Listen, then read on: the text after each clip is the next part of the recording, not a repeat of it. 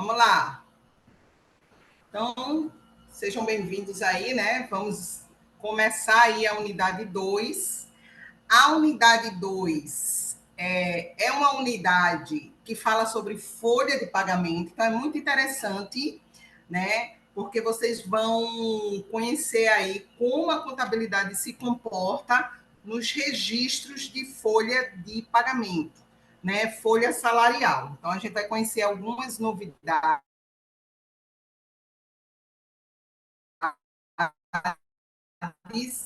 tá? De como a contabilidade se comporta perante a isso, tá? Como é que estão estudando? E aí, espero que sim. Vou colocar aqui, quem estiver sem áudio, sai e entra novamente e vê se volta. Bom, então, folha de pagamento é uma temática muito importante, tá? Na área contábil, porque além, né, de se registrar na contabilidade, o profissional das ciências contábeis ele tem que entender como se processa essa folha salarial, certo? Essa folha de pagamento, tá bom? Vamos lá, vamos dar andamento aqui. Eu estou colocando as pessoas para dentro. Já está compartilhada aí a telinha, então a gente vai descendo aqui. Então, folha de pagamento, unidade 2. Vamos começar, certo? Os registros contábeis principais, tá? Principais. Quando a gente tem uma folha de pagamento salarial, né, digamos assim, a gente vai pegar esse valor, né, que está lá de remuneração de proventos e vai considerar como uma despesa de salário, tá? E aí você, logicamente, que vai ter descontos sobre essa folha salarial. Mas é importante que vocês saibam que a remuneração cheia, ela entra como despesas de salários, tá? Então, ela vai diretamente lá para a conta de resultado como despesa, tá? Nesse exemplo aqui, eu não fiz desconto, não fiz nada, tá? Então,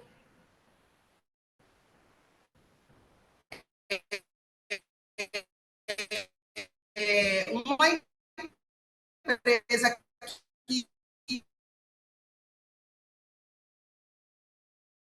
faça o pagamento da folha salarial sem desconto, esse é ordenado a débito, porque despesa sem caixa. Eu botei disponibilidade porque poderia ser caixa ou banco, né? Então, teoricamente, esse crédito aí seria caixa ou banco, da forma que ela for pagar, né? Então, por que está acreditando? Porque a conta caixa ou banco é uma conta do ativo. E aí, como a empresa está fazendo um pagamento para os funcionários, né? Ou seja, ela paga no mesmo mês que a folha é lançada, então ela sai diretamente, o saldo do banco ou do caixa diminui, então ele vai ser creditado, tá? Nesse registro contábil aí, certo? Como a empresa não paga no quinto dia útil, normalmente os lançamentos de empresas que pagam no mês é esse. Ele já registra a folha salarial no final do mês e já faz o pagamento automaticamente, certo? O que mais?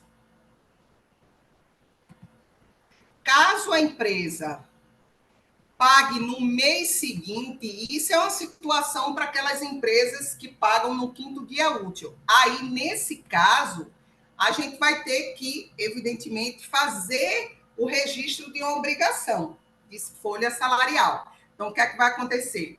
Eu vou debitar a minha despesa com salários e ordenados e vou assumir uma obrigação. Como passivo são as obrigações, e quando ele aumenta de saldo, a gente credita, então o crédito aí vai ser em salários a pagar, tá? Porque aí essa obrigação ela vai subir de saldo, e quando a gente tem um aumento de saldo no passivo, a gente credita nessa situação, certo?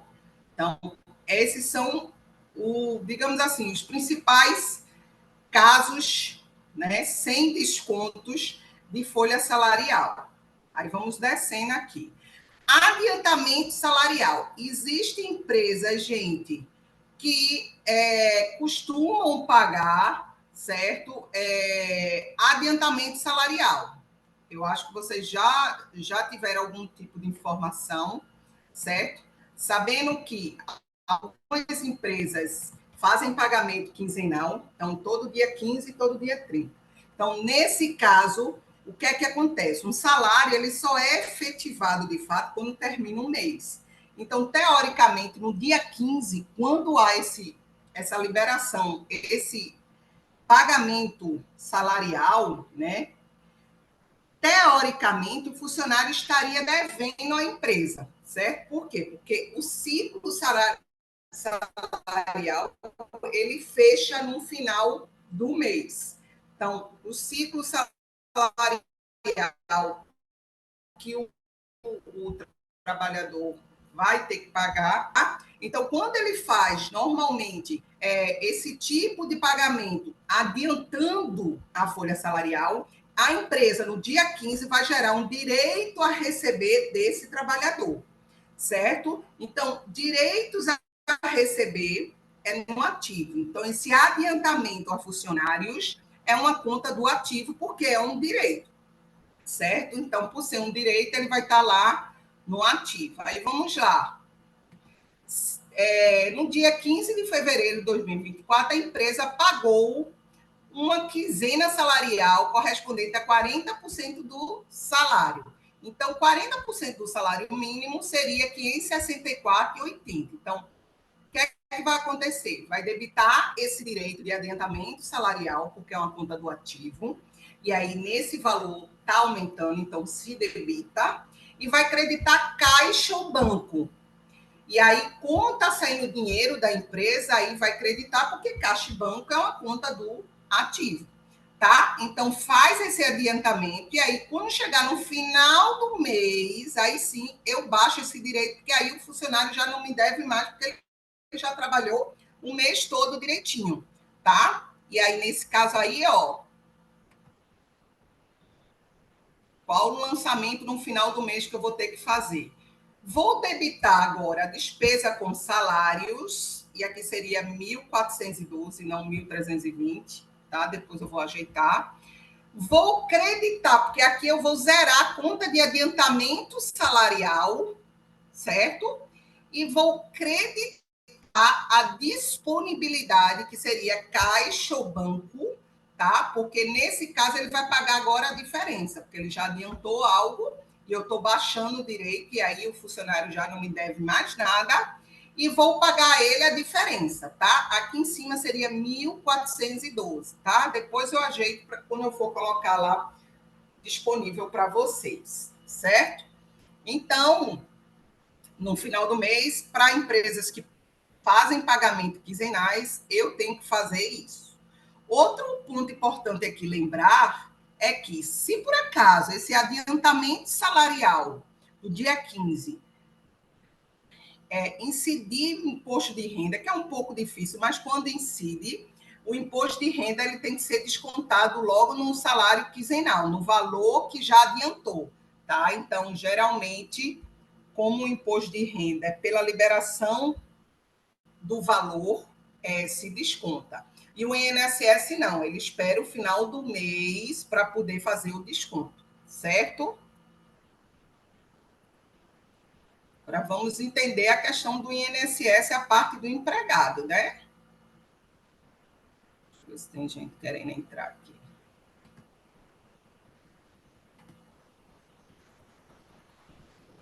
Okay.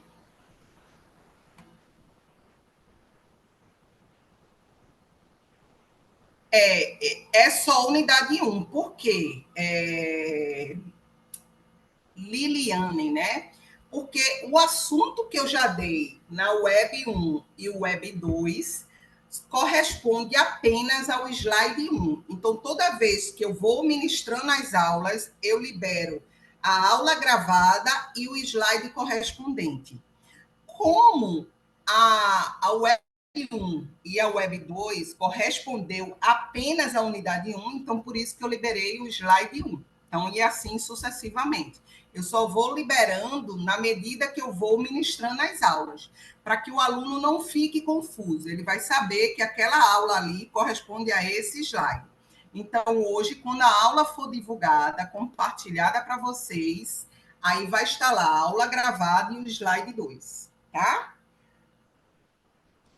Vamos lá. Andamento. O INSS, a parte do empregado, a gente sabe que a folha salarial tem lá o INSS, tá? Os valores do INSS descontado na folha salarial. Então, quando você trabalha, você recebe o valor líquido, sempre o INSS ali descontando. A gente sabe que o governo, né, fez as mudanças da tabela do INSS. Então, aqui está. Para quem ganha até 1.412, vai ser descontado do valor 7,5%. Tá?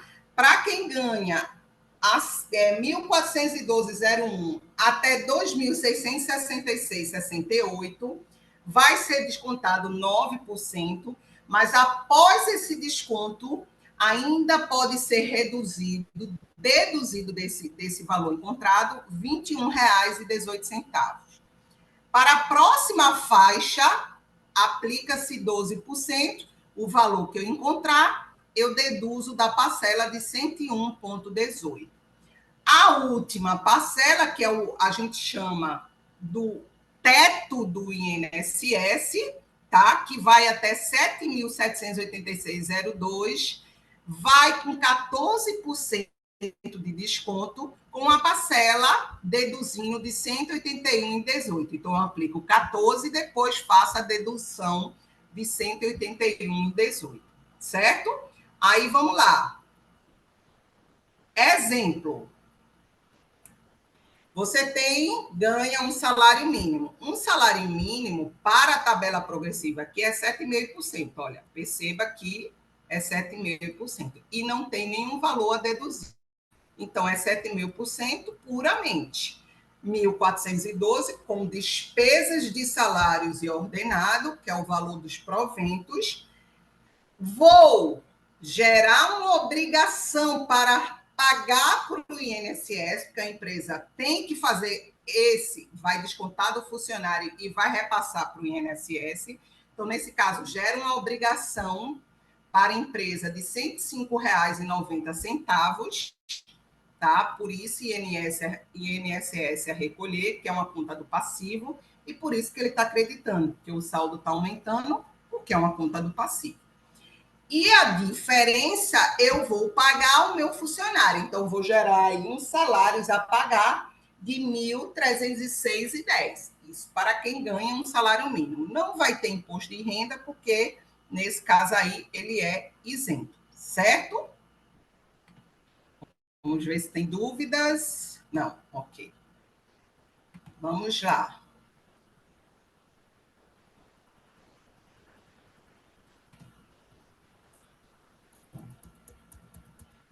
Agora, vamos ver, já sei como desconta o INSS. E o imposto de renda, como é que funciona?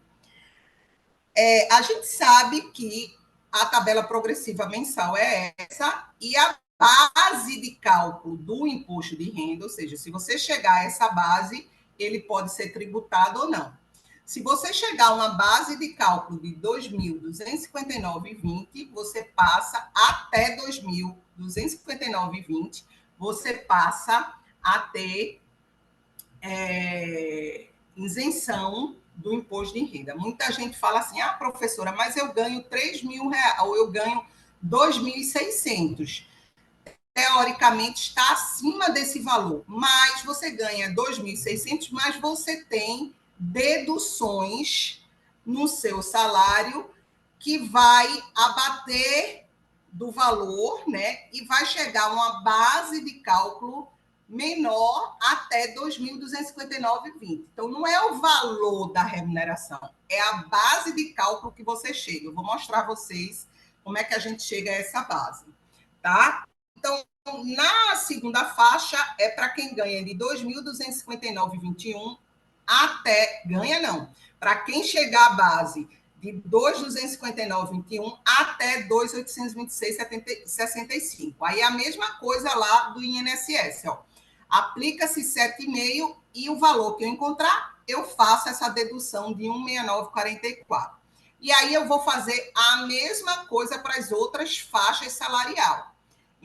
Então, quem ganha acima de 4.664,68 já vai tributando aí 27,5%, tá? Menos a parcela deduzida de 896. Aí eu vou dar um exemplo aqui para que vocês entendam. Vamos lá. Vou descendo aqui.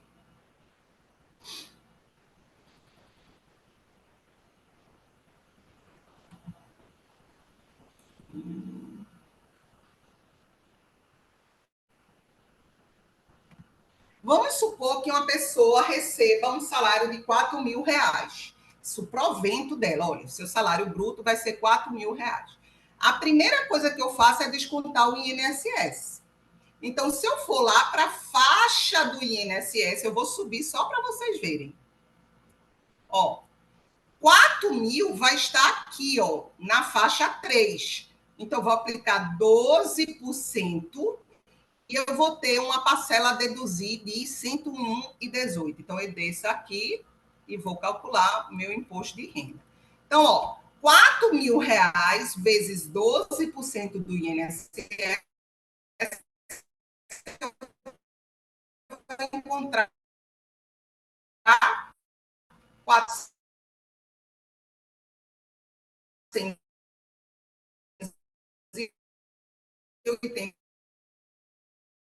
reais. Só que eu tenho um benefício, que é essa parcela deduzindo. Então, esses 480 eu encontrei, eu deduzo 101,18. Então, qual o valor do INSS que vai estar descontado no meu conto de 82, tá? Beleza. A base do INSS,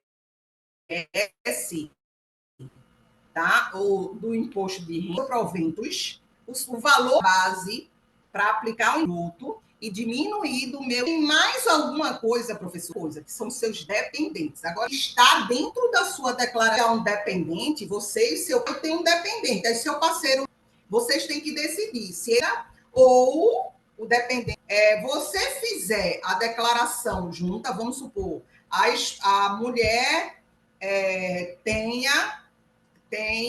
o dependente do parceiro e do filho, tá? Então, são dois dependentes dela aí. O parceiro não vai poder botar ninguém como dependente, tá? Se por acaso eles fizerem juntos, tá? Se eles fizerem separado, vai ter que dizer, o filho vai ser dependente de quem? Seu ou meu, tá? Então, nesse exemplo aí, eu vou considerar que a pessoa que ganha R$ 4.000 tenha um dependente, que pode ser filho, que pode ser a mãe, que pode ser, né, um parceiro, várias pessoas aí, nós temos a listinha, tá? De quem pode ser o dependente, tá? Para cada dependente, a legislação dá o direito de abater do seu salário R$ 189,59 por dependente por mês, tá? Então, se você tiver um, você vai abater R$ 189,59.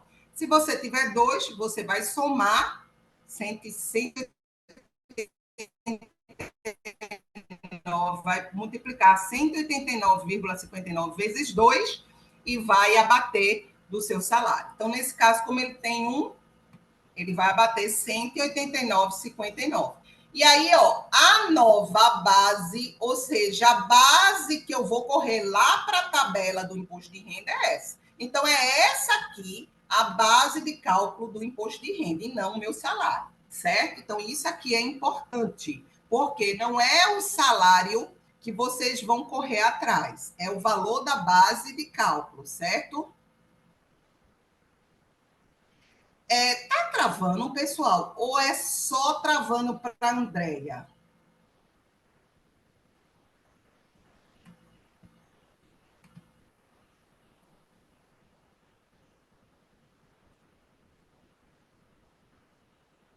Tá travando? E aí, tá travando agora? Como é que tá?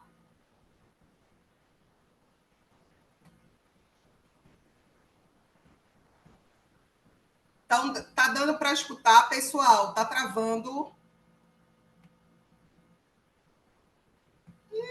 Tá travando.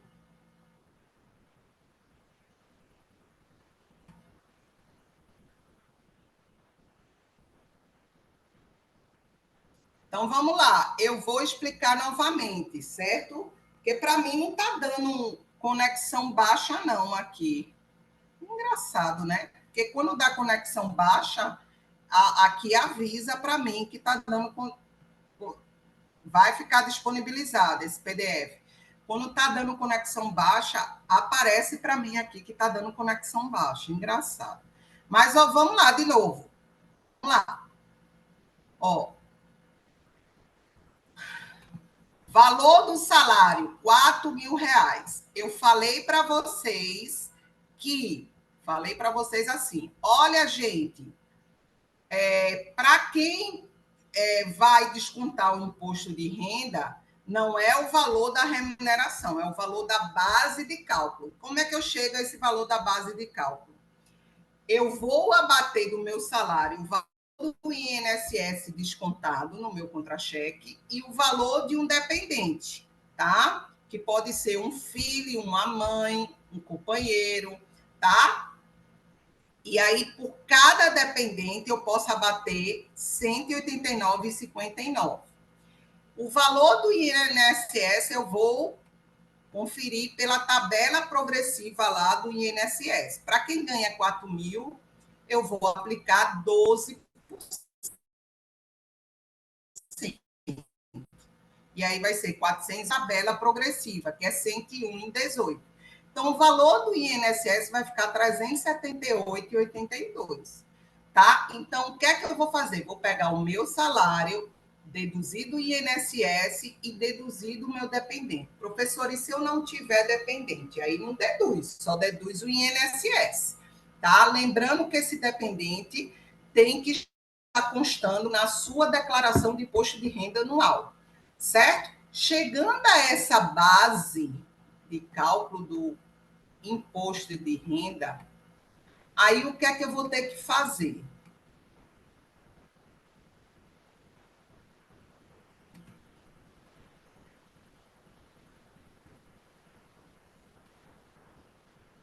O que é que eu vou ter que fazer? Eu vou lá na tabela de imposto de renda e vou saber qual é a faixa de 3.431,59. Vou subir aqui.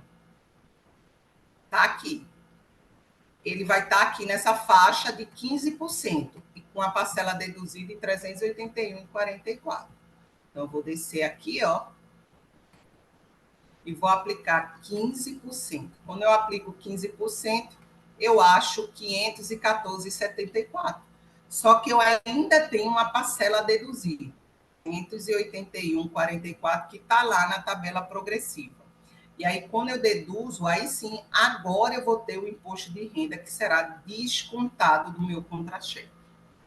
Deu para entender o cálculo do imposto de renda? Sim ou não?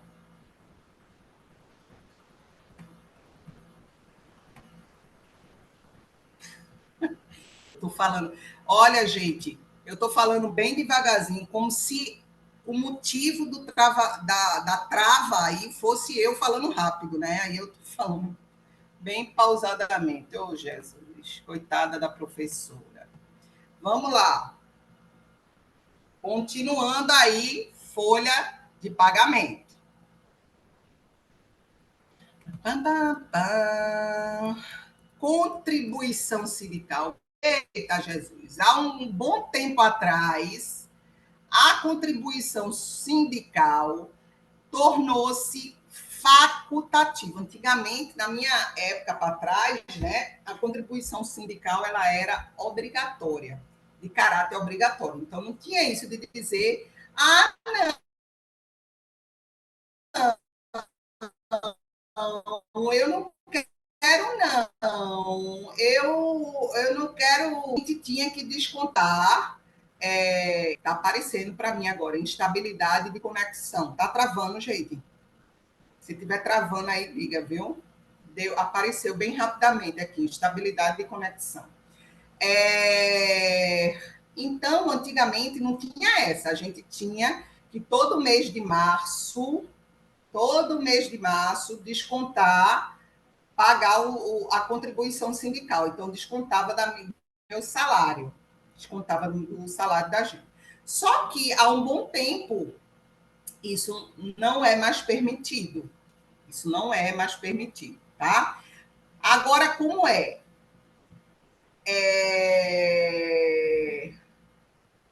Afe Maria, derrubou tu, Priscila, da aula Misericórdia. Há um bom tempo é facultativo, ou seja, se você quiser contribuir para o sindicato, o seu sindicato, você tem que ir no departamento pessoal e dizer, olha, eu quero contribuir e assinar a carta dizendo que quer contribuir todo ano para o seu sindicato, tá? Então, agora ela é facultativa. E como é o pagamento dessa contribuição? Como é? Normalmente, todo mês de março, o que é que o departamento pessoal vai fazer? Vai pegar sua remuneração, aí eu vou dizer um salário mínimo, mas se sua remuneração for 4 mil, ele vai usar 4 mil aí. Vai dividir por 30 e vai achar o valor do seu dia de trabalho. Ele vai pagar ao sindicato um dia de trabalho seu. Nesse caso aí, 47,06. Então, além de descontar o INSS, vai descontar a contribuição sindical para repassar para o seu sindicato, certo? Mas isso é facultativo, tá? Então, ele descontaria isso. Levando em consideração aquele salário de 4 mil, como eu lançaria o imposto de renda e o INSS? Então, 4 mil como despesa de salários e ordenados, vou gerar uma obrigação de INSS a recolher descontado dos trabalhadores, 378,82, vou gerar crédito, um imposto de renda a recolher descontado dos empregados, 133,30, e aí o valor líquido, aí sim, eu vou repassar para os meus funcionários, ou seja, eu vou pagar aos meus funcionários, ao meu funcionário, R$ 3.487,90. Evidentemente, se houver adiantamento salarial, a gente já sabe que você vai ter que creditar adiantamento de salário pelo valor que adiantou e a diferença é que você vai fazer salários a pagar. Nesse exemplo, é uma empresa que não tem adiantamento quinzenal, certo?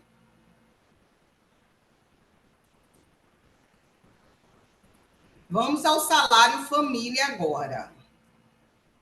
Esse salário família, gente, é um babado, porque muitas empresas não pagam esse salário família. Olha, é um estresse. Ou seja, a gente está correndo atrás desse salário família, né? Coisa que a gente não deveria fazer, de estar lá no departamento pessoal, se humilhando lá, pedindo um direito que é seu. O governo, ele dá um benefício, tá? Ele fala não é o governo. De fato, o governo faz um benefício para a empresa, mas uma empresa, ela meio que tem preguiça de pagar salários família. Porque ele fala assim: olhe, pague salário família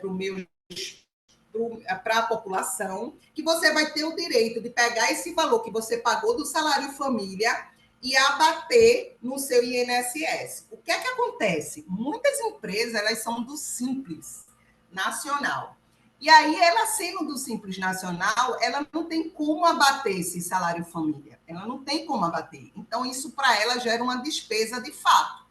né? Então, elas fingem de doida e não pagam o salário família e espera o funcionário entrar em contato com ela, e aí ela pede uma série de documentação da sua criança para deixar você mais irritado ainda, para ter que levantar toda essa documentação e repassar, né? Geralmente eles pedem comprovante de escola, de matrícula escolar, carteira de vacinação, pede um monte de coisa para comprovar que você tem filho até 14 anos. Ou é 14 a 16, vou olhar aqui, certo? Então, esse salário família, para quem ganha, gente, até 1.819,26 na sua remuneração. Se você ganhar até o valor de 1.819,26, para cada filho ou para cada filho, tá? Você tem direito, tá? Até 14 ou 16, acho que é 14 anos. Até 14 anos, você tem direito a R$ 62,04. Eu ganho salário mínimo e tenho 2 filhos, então você vai ganhar 2 vezes 62,04. Professora, se eu ganhar esse salário família, meu parceiro tem direito? Tem. Aí é diferente do imposto de renda.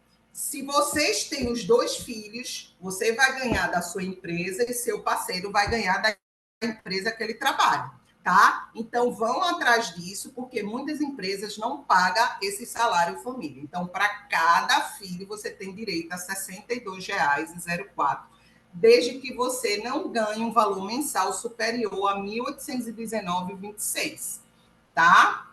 Beleza?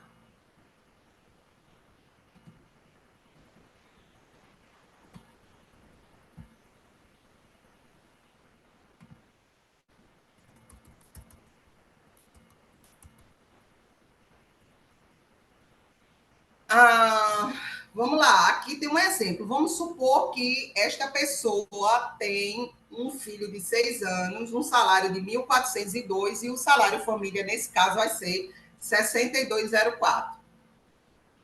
Como é que vai ser esse registro? Perceba que esse salário família para a empresa é um direito. Poxa, ela não vai pagar nada para o funcionário. Empresas do lucro presumido e lucro real, elas podem abater do saldo devedor dela do INSS. Então, isso gera um direito a receber do próprio governo, só que o governo diz assim, eu não vou pagar você em dinheiro, você faça o seguinte, você pega o valor do INSS que você tem devido e abate o valor do salário família. Vamos supor que a empresa tenha que recolher encargos INSS no valor de R$ 100. Então, ela poderia abater dos R$ 100, 62,04. Só que, como eu disse, que empresas do Simples, elas não são contribuintes diretos do INSS, eles pagam um imposto único.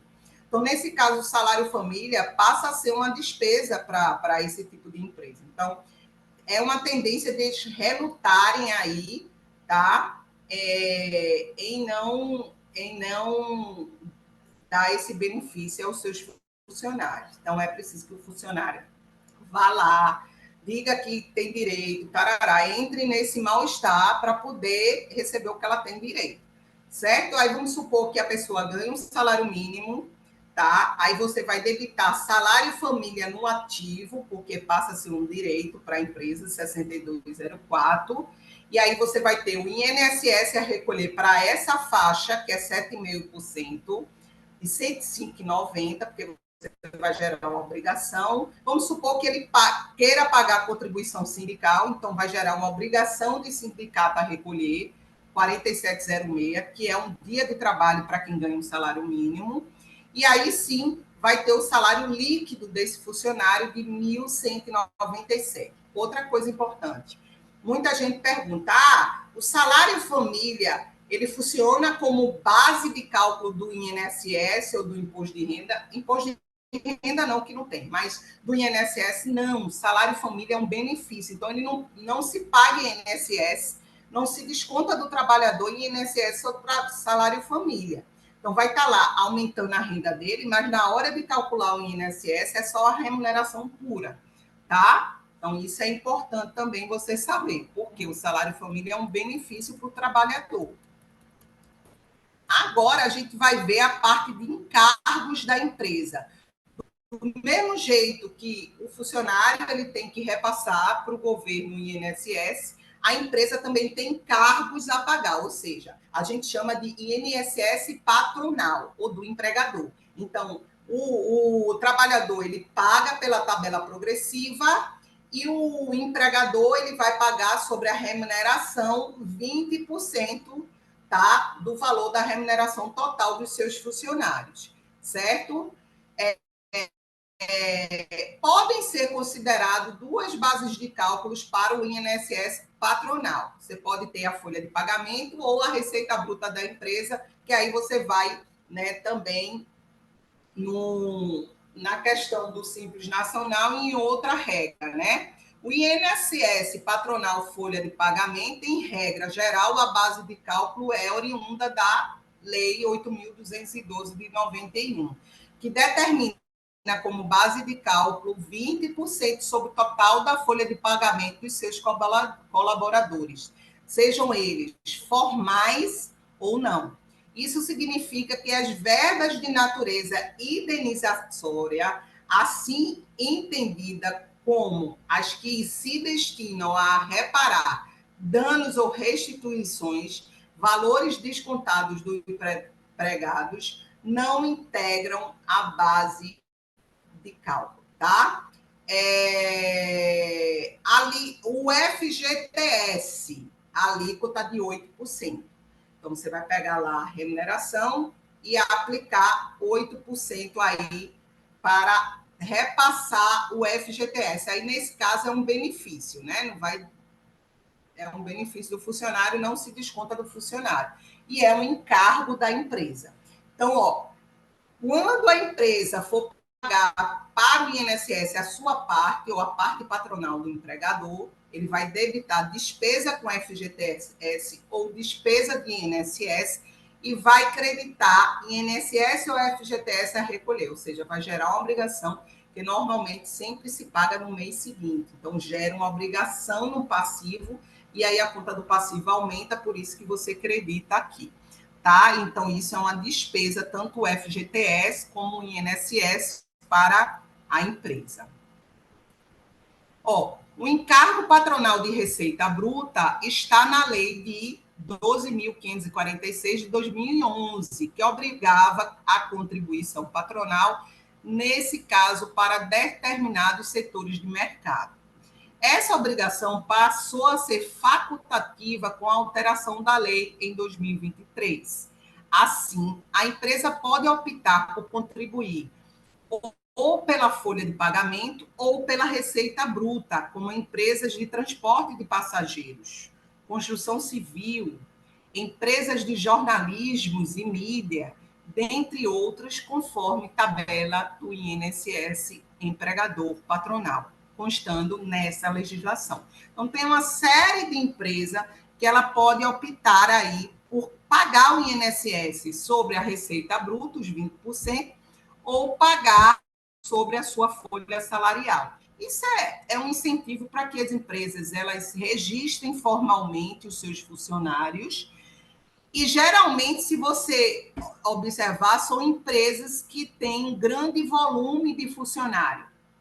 E aí, o que acontece? A folha salarial é muito alta, tá? E aí, como a folha salarial é muito alta, né, você tem a opção, né, de um período sazonal, de você ter uma queda de despesa. Por exemplo, construção civil. Existe um período que você praticamente não tem receita, ou a receita é muito baixa.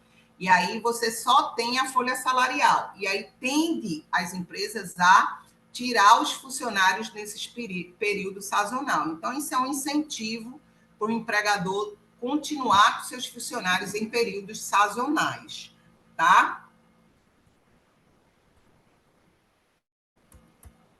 Folha de pagamento, ok. Alguém tem dúvidas? Até quantos anos? 14 anos. Ah, tá ok. Pronto. Tem gente que está já pensando aí. Opa, eu acho que eu tenho direito a isso aí. Ai, vamos lá. Próximo assunto, adiantamento de cliente. O que é isso? Aí a gente está trabalhando um pouquinho lá para o lado do passivo agora, tá? Vamos agora, a gente fechou praticamente o ativo circulante, fechamos todas as contas do ativo circulante, fechamos algumas contas de passivo circulante e vou terminar de fechar o passivo circulante, que a gente viu folha salarial, que gera um passivo circulante, impostos a recolher, fornecedores, porque a gente viu estoque. Eita. E agora a gente vai ver outra conta do passivo circulante, que é adiantamentos de clientes. Tá? O que é isso? Isso geralmente é compras de internet, por exemplo, tem muito adiantamento de cliente, ou encomendas, tem muito adiantamento de clientes. O que é que acontece? Quando o cliente paga a empresa de forma antecipada e só recebe a mercadoria depois. Né? Vamos supor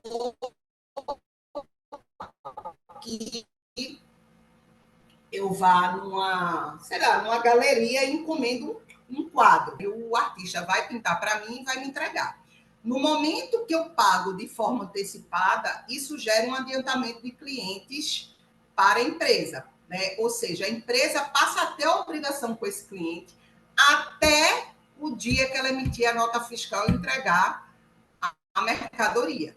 É a mesma coisa da internet. A gente paga na hora que entra esse dinheiro nas empresas de internet, vai debitar o caixa, porque vai entrar dinheiro, ou o banco, e vai gerar uma obrigação de adiantamento de cliente. Quando a empresa lá da internet emite a nota fiscal e manda a mercadoria, nesse momento que ela emite, aí ela baixa a conta de adiantamento de cliente e já gera uma receita de fato. Então, ela só vai gerar receita a partir do momento emitir a nota fiscal. Então, geralmente, isso são empresas que trabalham com encomendas e você tem que adiantar um valor, né? Empresas de internet, que você faz pedido por internet, sempre paga antes do que a emissão da nota fiscal, tá? Que a nota fiscal é emitida quando a mercadoria sai da empresa, certo? Então, em operações de adiantamento de cliente, eu vou debitar o banco ou caixa, porque o seu cliente pagando antecipadamente, está aumentando o saldo de caixa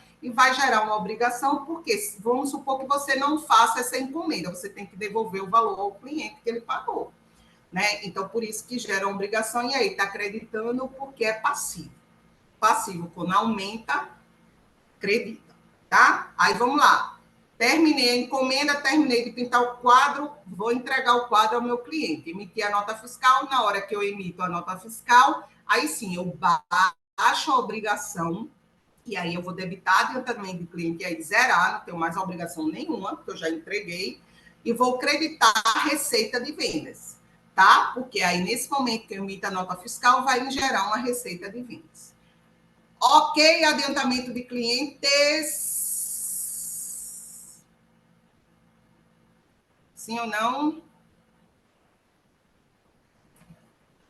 Então tá ótimo. Além do salário família, o funcionário tem direito a algum outro bônus? Não, só se a empresa der, né? Se a empresa tiver. Isso não é um bônus, é um benefício. O salário família, Mari, é um benefício, não é um bônus, é um benefício. O bônus quem dá é a empresa, né? Uma gratificação, ou porque bateu meta, aí eles dão por conta própria. Mas o salário família é direito, é um benefício do governo, é direito do funcionário, tá?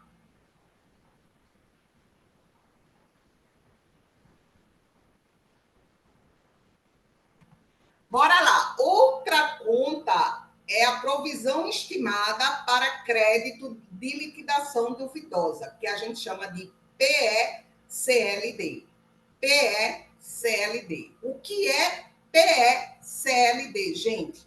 PECLD nada mais é do que empresas que trabalham muito com duplicatas a receber, geralmente elas fazem essa estimativa anual, principalmente se elas forem tributadas pelo lucro real, porque geralmente despesa diminui o lucro e ela paga menos imposto. O que é esse PSLD?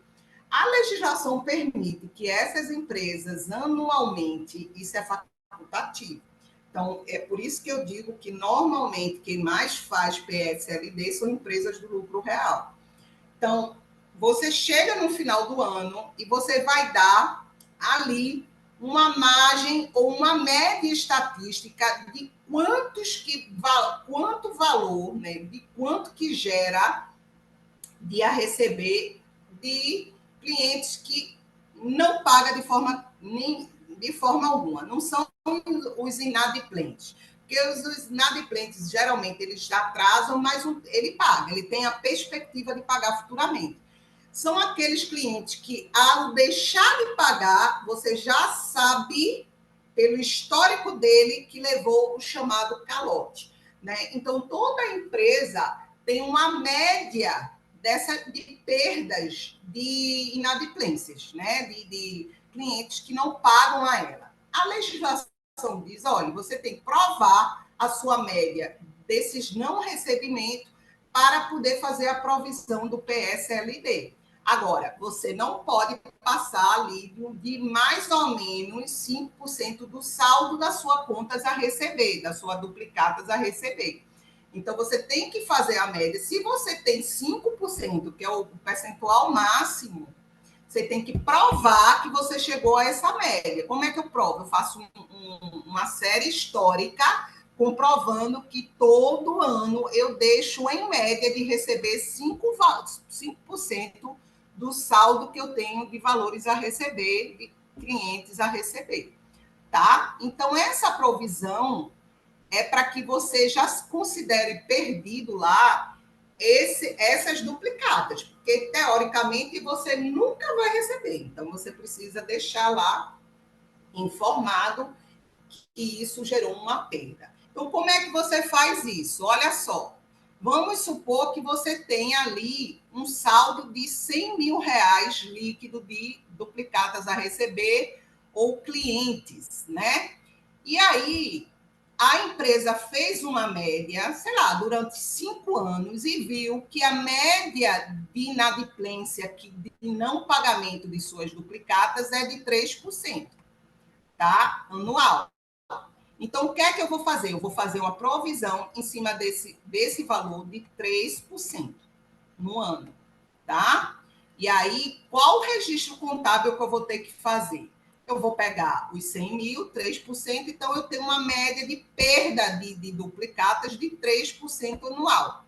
Então, vai gerar uma perda, tá? Então, vou debitar despesa com PSLD, que é uma perda, para mim vai gerar uma despesa, eu não vou receber, então é uma despesa, tá?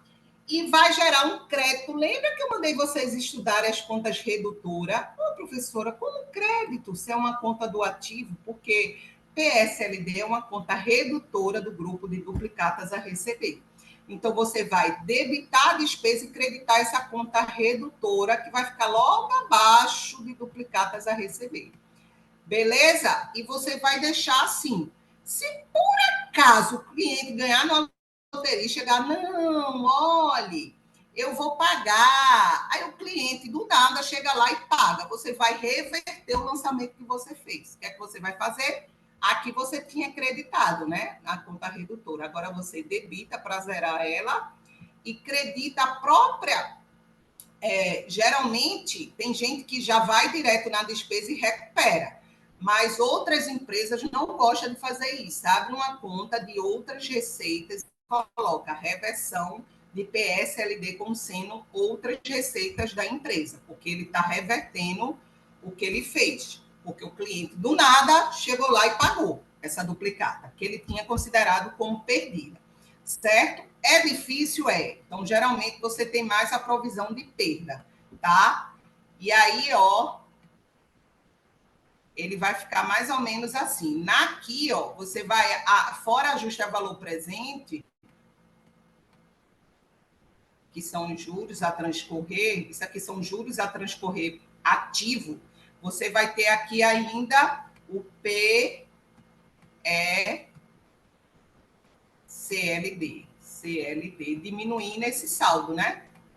Que aí você vai ter aqui os 3 mil diminuindo o saldo dos 100, porque são a galerinha lá, ó, que não vai pagar de forma alguma. Aí, evidentemente, que esse saldo aqui vai sair e vai ficar 97 mil, né? Quando eu fizer essa provisão. No balanço, você vai ter, teoricamente, um saldo nesse valor. Certo? Ok? Então, é assim que funciona perdas estimadas para créditos de liquidação duvidosa. Ajuste a valor presente é o chamado AVP, tá? Que é aquilo que isso aqui está no CPC. Eu não sei o número do CPC de fato, mas eu posso ver aqui para vocês. Deixa eu só entrar aqui e ver para vocês aqui qual é o CPC. www.cpc.org.br. Quem quiser assim, ler para poder entender, vocês vão aqui, pronunciamento, deixa eu ver qual é a justa valor presente. Ó, é o CPC 12. Eu vou entrar nele e já botar o link para vocês direto. CPC 12 R1, ele já teve uma revisão. Ele fala sobre ajuste a valor presente. O que é o ajuste a valor presente? Tá aí, tá, gente? No link.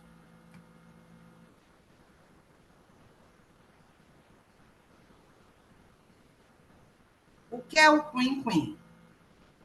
Mariana. Eu não sei o que é isso, não.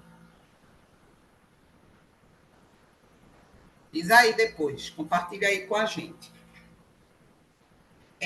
O AVP, ajuste a valor presente, é mais ou menos os juros a transcorrer que eu falei para vocês. Por quê? É você fazer um empréstimo ou você ter um título a prazo, do qual todo empréstimo, né, toda dívida a prazo, como todo direito a receber a prazo, tem juros incidentes, porque ninguém vai vender a prazo sem ter juros na operação, e ninguém vai comprar a prazo sem ter juros na operação. Então, esse AVP, ele funciona, o ajuste a valor presente, em você pegar o valor lá do futuro que você vai pegar e trazer o valor presente, tá? Então, você é uma conta redutora, então vamos supor, você faz um empréstimo. Eu vou botar aqui em texto para poder melhorar aqui, vou aumentar, né? Porque aí vamos supor que você faz um empréstimo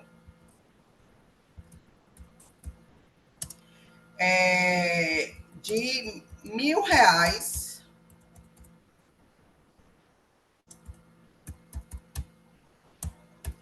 a uns juros de 1% ao mês,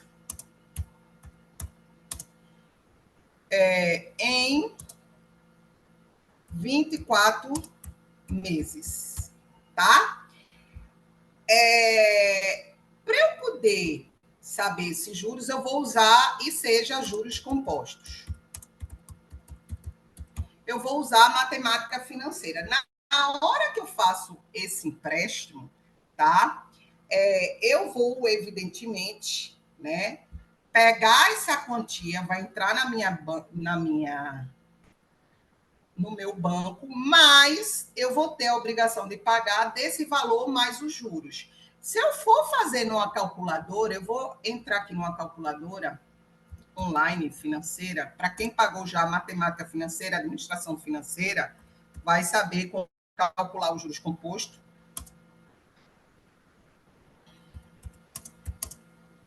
Que não é nenhum mistério, você pode fazer na própria HP financeira.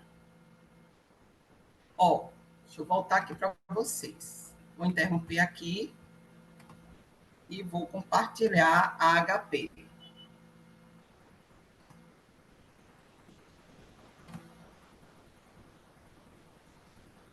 Ó, tenho essa HP aqui, certo? Aí, ó, teoricamente, essa minha dívida a juros compostos seria 1.000, valor presente, que é um valor inicial, a uns juros de 1% ao mês, em 24 meses.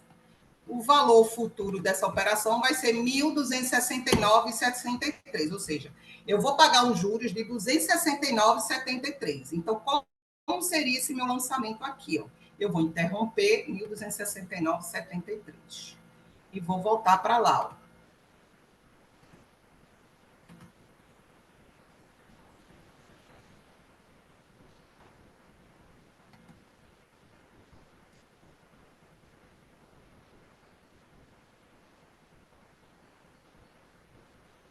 Vamos lá. Aí, ó, 1.269, eu peguei de 1.000, e aí o valor total da dívida vai ser 1.269,73. Isso aqui foi no dia, vou botar aqui, data 1 de fevereiro de 2024. Beleza. Quando eu fechar o balanço aqui, né? Tá dia 29, tá no final do mês. Vamos supor que eu fecho o balanço no dia 29. Como é que eu vou estar? Aí eu vou lançar isso, tá? Foi na data da contratação do empréstimo. Então, ó, entra para mim, débito do banco, R$1.000, que é o que vai entrar. Vou gerar um crédito, um débito de juros a transcorrer, o AVP. É a mesma coisa, viu? Passivos, porque é empréstimo, e juros a transcorrer é uma conta redutora, por isso que está debitando aqui, era para acreditar, né? Mas como é conta redutora, está debitando por ele. Isso aqui nada mais é do que AVP, tá? Banco. Os juros, 200. Deixa eu ver aqui quanto. 269,73. Então, vamos lá. 269,73, tá? E aqui, o total que vai estar lá de empréstimos a pagar de longo prazo, né, no não circulante, vai ser 1.269,73. Perfeito. Como é que isso aparece lá no meu balanço? Vai aparecer assim, ó. Vou mostrar desde o passivo. Passivo não circulante. Na data do dia 29, vai estar lá assim, ó, 1.000. Naquela data que eu fechei o contrato, eu estou devendo 1.000, tá? Porque os juros não foram efetivados. Aí embaixo você vai ter empréstimos a pagar. Aí você vai ter a quantia de 1.269, né? Não está ali, você lançou 1.269,73. Embaixo dessa conta, você vai ter a conta redutora, por isso que ela está aqui no negativo. Ó. Juros, vou botar juros passivos, tá? Que é os juros transcorrer ou AVP. E aí ele vem no negativo, ó, 269,73. Então, no teu balanço, a data do dia 29, tu vai ter essa constituição aqui, ó. Deixa eu subir mais aqui um pouquinho.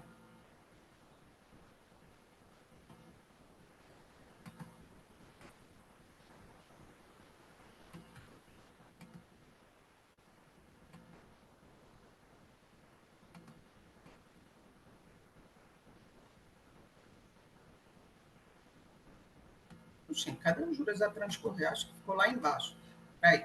Subir.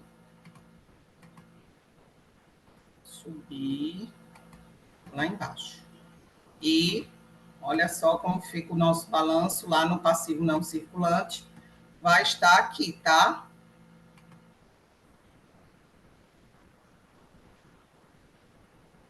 Deixa eu diminuir essa letrinha. Pronto, tá aqui. Pronto, apareceu.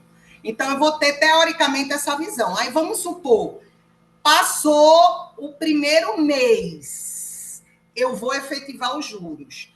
No dia 31 de março, como é que eu vou fazer? Aí, gente, eu vou lá para minha HP e vou calcular os juros do primeiro mês. Aí, todo mês eu vou ter que fazer isso. Como é isso, professora? Eu vou chegar lá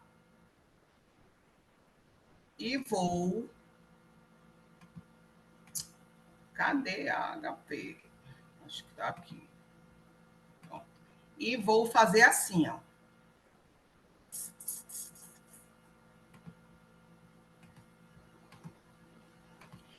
Vou pegar a HP e vou calcular os juros do primeiro mês. Isso é trazer a valor presente. Isso é ajustar a valor presente. Dívida de 1.000, valor presente. Há uma taxa de mês de 1%, só que agora eu não vou fazer 24, eu quero saber os juros de um mês. Aí eu faço 1N. Qual o valor dos meus juros? R$10. Então, o que é que eu vou fazer? No primeiro mês, ó, é um juros de R$10, tá?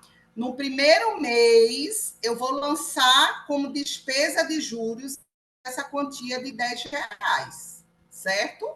Então, vou lá compartilhar para vocês aqui. Isso é AVP.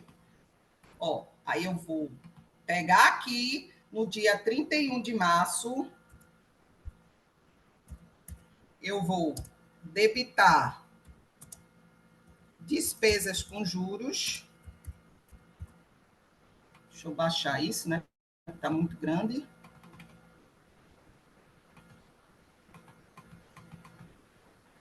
Despesas com juros e vou creditar juros passivos. Ó. Vou baixar desses 269 aqui, ó. Juros passivos na quantia de R$10. Então, no próximo mês, né, eu vou ter um valor aqui deduzido de R$10. Aí eu vou ter 1.000 aqui, vou fazer, aqui vai ficar 259,73, aí eu vou ter que fazer esse valor menos 259,73. Mas vamos supor que o cliente pague a primeira parcela em agora. Então, o valor da parcela cheia que tiver lá dentro do boleto, você vai estar baixando aqui essa conta de empréstimos a pagar. Então, no pagamento, você vai debitar empréstimos a pagar da parcela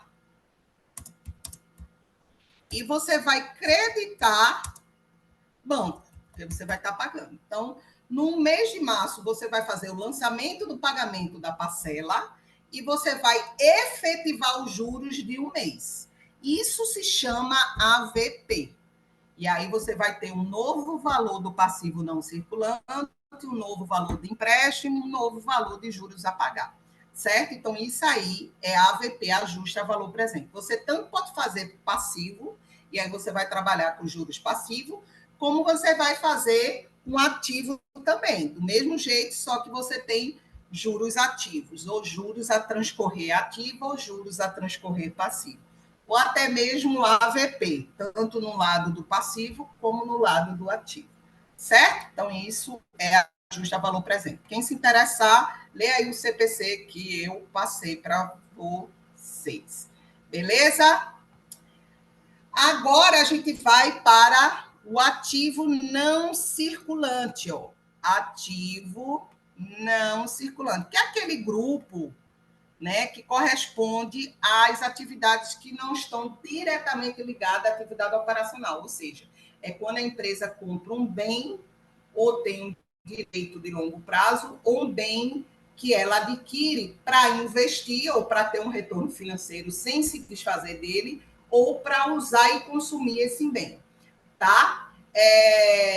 O primeiro grupo do ativo não circulante são os direitos de longo prazo. Então, aqueles direitos que a empresa tem de receber acima de um ano do exercício seguinte, ou seja, eu fecho 31/12/2024, então as dívidas que forem acima de 31/12/2025, ou seja, janeiro de 2026, já vão ter que estar lá no realizar a longo prazo. Normalmente, essas dívidas são consórcios.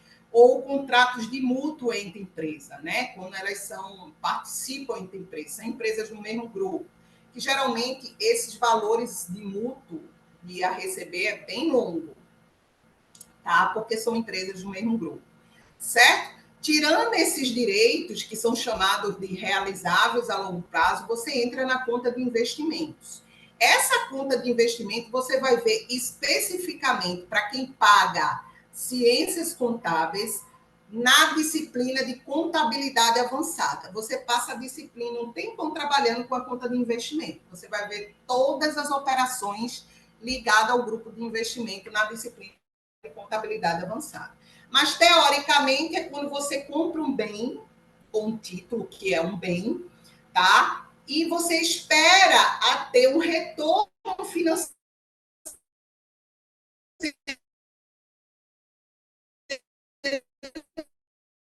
dele. Você vai pegar o seu dinheiro, vai na bolsa de ação de uma empresa, você está comprando um produto no interesse de ter você compra uma parte do capital de uma empresa, porque você quer ganhar a lucratividade dessa empresa. Não necessariamente você sempre terá um retorno. Pode ser que você tenha uma perda, principalmente se você trabalhar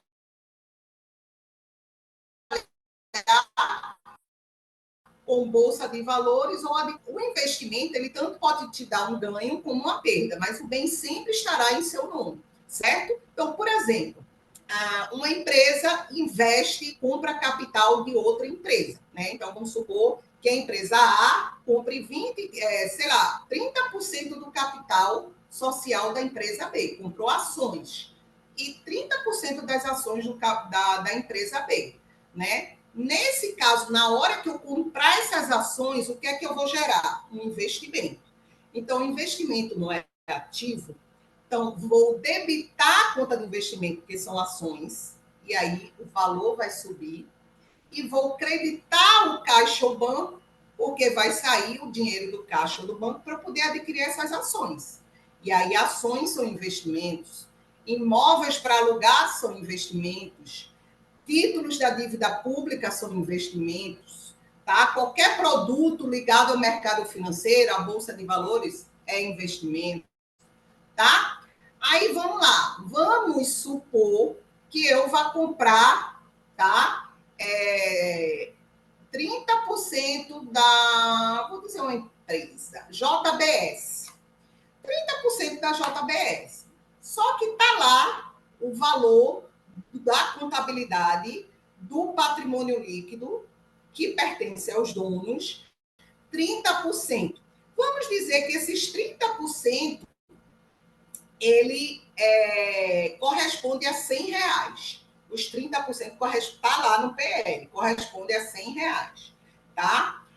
E aí, se eu for para o mercado, se eu for dentro da Bolsa de Valores, ou se eu for para o mercado para saber de fato quanto essa empresa vale, esse valor pode ser diferente.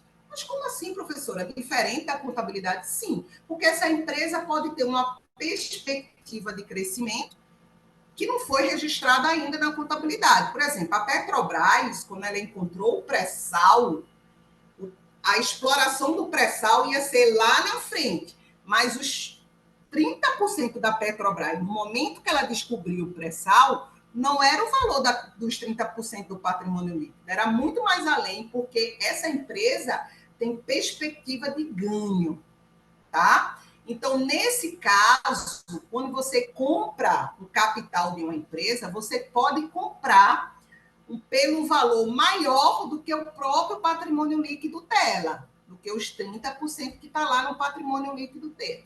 E essa diferença entre o valor do patrimônio líquido dos 30% e o valor que eu vou pagar por essa ação, por esses 30%, é chamado de ágio, que é a perspectiva de crescimento futuro da empresa. Então, vamos supor que eu vou comprar a JBS, o PL dela, 30% correspondia a R$ 100, só que eu vou pagar R$ 150 nela, porque ela tem perspectiva de crescimento e foi comprovado isso.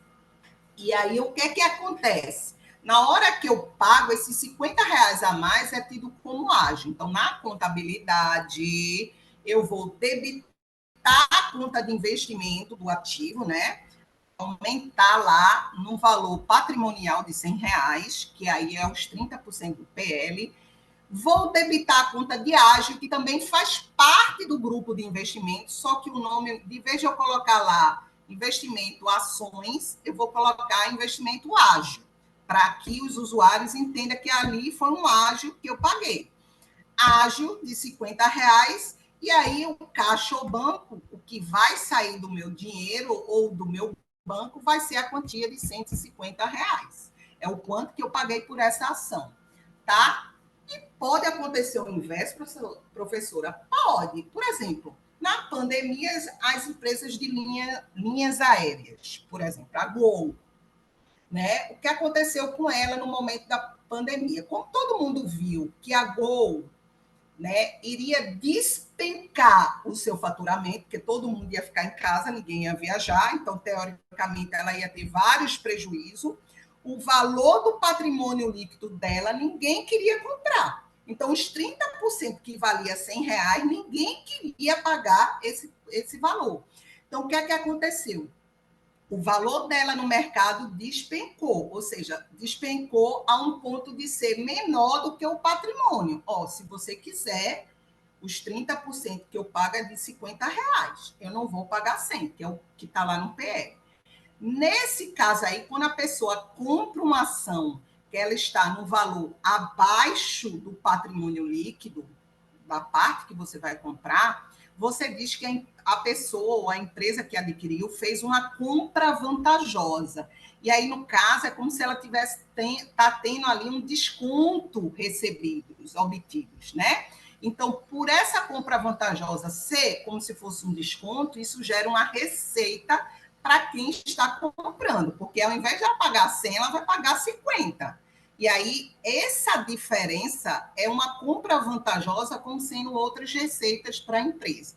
Vocês vão ver isso bem mastigadinho na disciplina de contabilidade avançada. Isso é só uma noção que vocês vão ter em contabilidade aplicada, tá bom? Ó, vejam só, por conta da hora, a gente vai fazer assim, além dos... deixa eu ver aqui quem tem mais. Sim, deixa eu ver aqui. Funcionária pública, além do salário, ela recebe um abono chamado quinquênio. Qual o valor exato? Aí tem que ver, porque eu não sei te informar nesse momento, Mariana, porque como a área pública não é regulamentada como empresa privada, eu não sei se ela tem alguma particularidade. É bom consultar, acho que a internet te dá isso com segurança. Algumas fontes, é só olhar as fontes reais que possa ser que te dê essa informação com segurança, né? Então é bom fazer essa pesquisa, tá? Como a gente está trabalhando com a CLT de contabilidade privada, né? Aí é bom ver essas particularidades da área pública, tá bom? Aí vejam, vamos deixar como ativo imobilizado é uma coisinha importante que eu quero mastigar com vocês, vamos deixar para a próxima aula. Professora, a próxima seria a última. Se eu não conseguir terminar o conteúdo na próxima aula, eu abro uma quinta aula extra, tá? Então, evidentemente que eu tenho um prazo de 48 horas para poder abrir, ou seja, terminou a aula, eu não consegui terminar, aí eu já agendo logo para 2 dias na frente para a gente finalizar o conteúdo, tá? Porque realmente esse conteúdo de aplicada, na grande maioria das vezes, a gente não consegue fechar em 4 webs, tá? E aí a gente parou imobilizado, próxima aula, eu vou deixar para vocês o slide 2, próxima aula a gente continua nele e já entra no slide 3, tá bom? Porque é bem compacto. O 3 e o 4 é bem compacto, tá bom, gente? Então, obrigada aí por vocês participarem, né? Agradeço a presença de todos, o esforço de estar nesse horário. Eu sei que todo mundo, nesse momento, muita gente trabalhando, né? Muita gente aí sem poder assistir, mas fez um esforcinho para estar presente, tá?